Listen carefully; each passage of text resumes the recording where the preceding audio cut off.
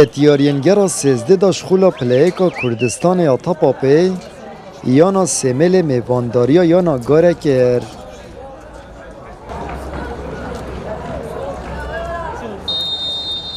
ات نیوایی که دا آست هر دو تیماش هفدو نزیک بو جاوه هر دو وال سرسی خالن یاریه بو سرارای گهشتم ده برا سزای لهرجبرین وان مفاش دلیوین گول کرنه ندیتن و افنی و بی گول دمایی کات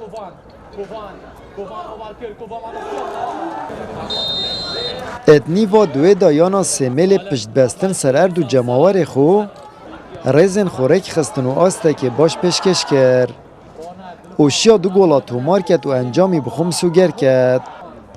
الخولکا شستونه مصطفى محمد یانا سیمل بگولای که پیش خست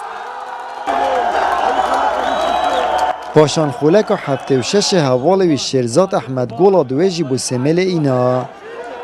و یارید بر جواندی خودانا اردی داب دو گولن پاقش بدومایی کات بس الحمد لله كما الشمسي نقطة القل يعني قارب يعني قارب جي منافسة ما بي وكيد بيجن بو ضابازين هم هردو يعني تشي فياري حسم كربا تقريبا دا مسوگر بتن ضابازين ريزا مزيون بس وباز بو خودي دائما شوطي دوي وكيد بيجن فريقي ما تشي ترى شوطي اول وكيد بيجن حتى بتا جوايت ياري دا بس هر شابت الحمد لله سوباز بو خودي افريكا مشان شوطي دوي هم حسم كن وسي خالد جرينج پیشکشی حاجی کرد و پشتوانی دیانا سیمیل بکن ایشالا بو یاریا بیت دی باشتر بنو و براستی جو مخابن هر یاریم تباشن بله پا وقت بیج نتیجه نظام نایت سبحان الله تقریبا سری دودی وره همی گفت لعب شوطی که تحاسمی شوطی دوی مهنت او لعبت خبرانین خب تقریبا نوتواش نوتوان خبرانین تواستیاین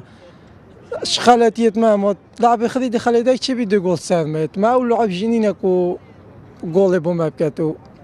توفیق جیش رب العالمین انشالله لعبت بهت ابوان انجام یانا سیمل الرزا پنجت بسزده خالا و یانا گارجی پاش و چو رزا هشته و دو ماهی پشت خالا آمد بریفکانی کنال آسمانی پیام سیمل